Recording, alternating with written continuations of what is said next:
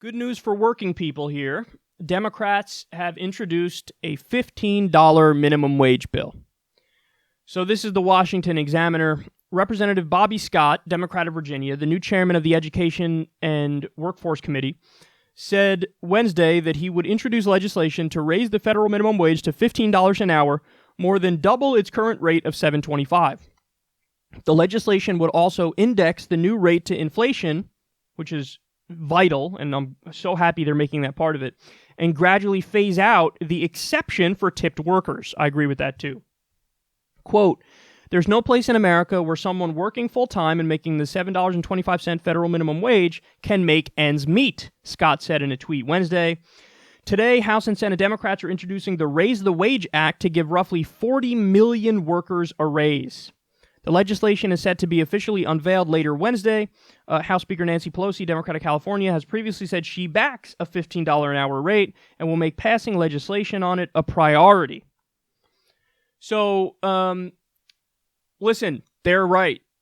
They're right. We're tough on the Democrats when they deserve it, but you have to give credit where credit is due. This is 100% the right thing to do, and I hope they push for it relentlessly, and I hope they go for the jugular of the GOP and run on this as hard as humanly possible. Now, I don't think they're going to do the latter there, but still, nonetheless, they deserve credit for pushing the $15 minimum wage and proposing it. This is big, and this is important. Now, I have to say there is a skeptical part of me which says I don't think they would be introducing this if the Democrats had a majority in the Senate and a Democratic president as well. You know, if the Democrats had a supermajority and they had the House, the Senate, and the presidency, would they still propose this $15 minimum wage bill? Because then it would actually pass, and you wouldn't just be virtue signaling. Because right now they're proposing it knowing it's going to die in the Senate, and that even if it magically gets through the Senate, it's going to die when President Trump refuses to sign it.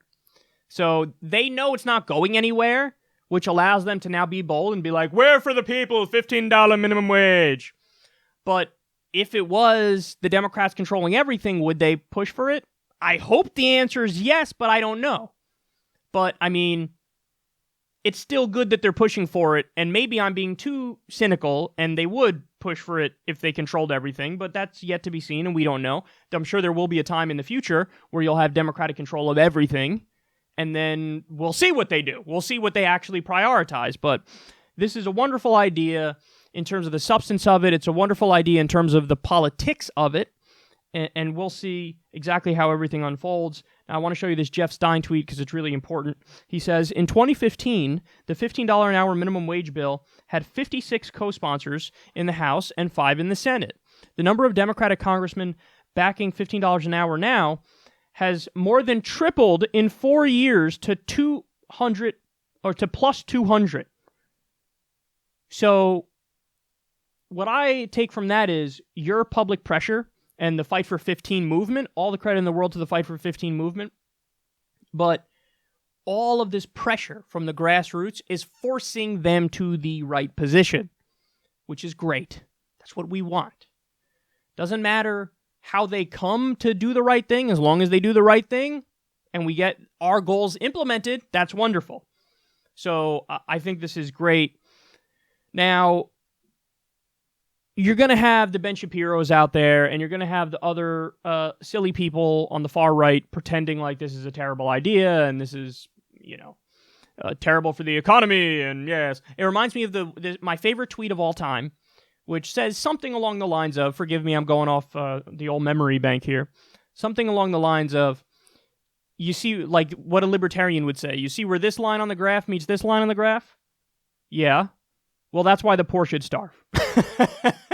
That's honestly the exact same thing that pops in my mind whenever I hear a Ben Shapiro type or a hardcore anarcho-capitalist type argue like, well, obviously people should work full-time and not make enough money to survive because of reasons and stuff and things and numbers and philosophies and ideologies and theories.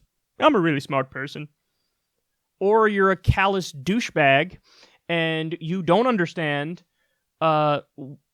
what happens with working people and what they have to go through, and that perhaps maybe you're not just a cog in a giant economic wheel or a giant economic machine, and you shouldn't have to rent your labor on the marketplace for a wage that doesn't even allow you to survive and pay the bare necessities.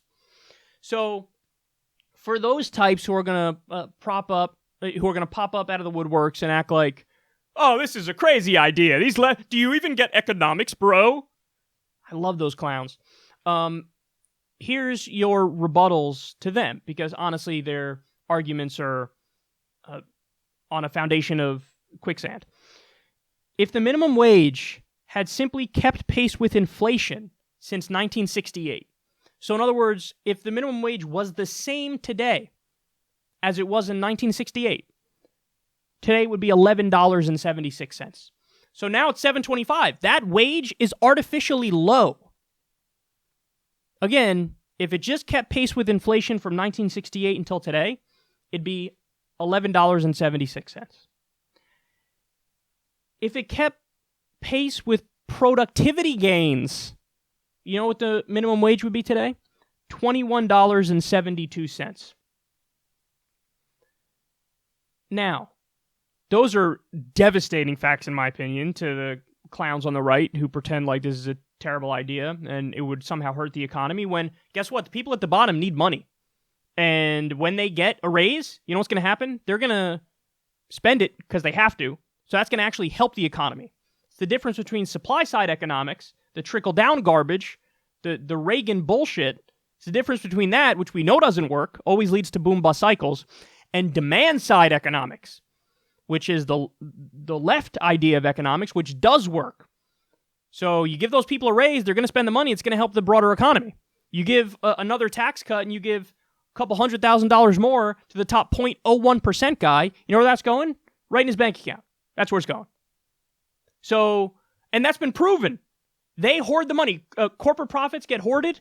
The money of the top 0.01% gets hoarded. And then the wealth does not trickle down. But here's my favorite fact about the minimum wage. The minimum wage in Australia is $18.29. That's the minimum wage in Australia. That's pretty solid minimum wage, isn't it? $18.29. Wow. Now, the argument from conservatives is, well, you will have runaway unemployment if you raise the minimum wage. That's obviously what's going to happen. So if that's the case, then an $18.29 minimum wage, I mean, what's the unemployment rate in Australia? What's it, like 18%?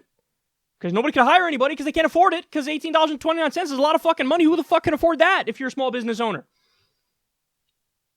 The unemployment rate there is 5.4%.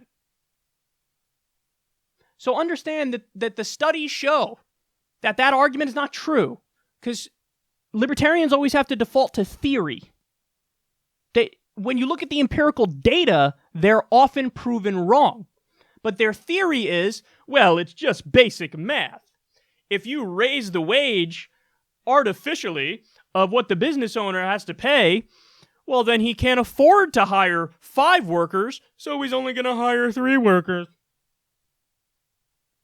Well, if that was true, that would bear itself out in the data.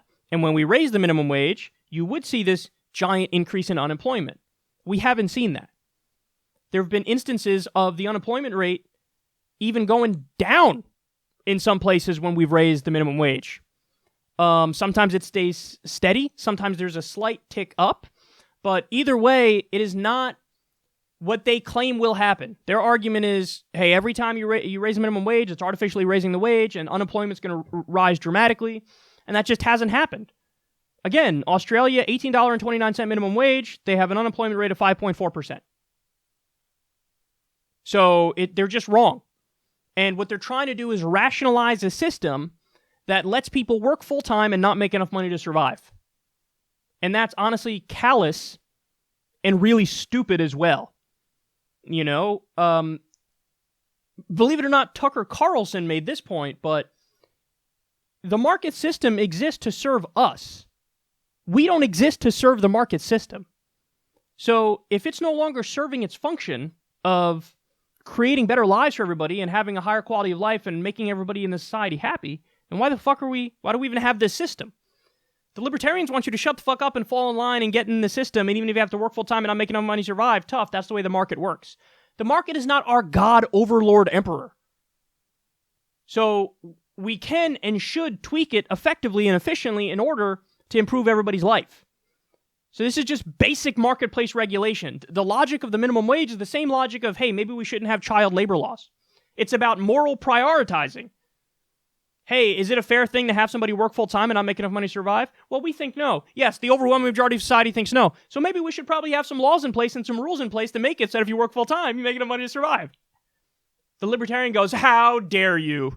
What a crazy idea that is. They try to make you think you're crazy for believing that if somebody works full-time, they should make enough money to survive. Which, again, is hilarious and shows you they work backwards from their conclusion.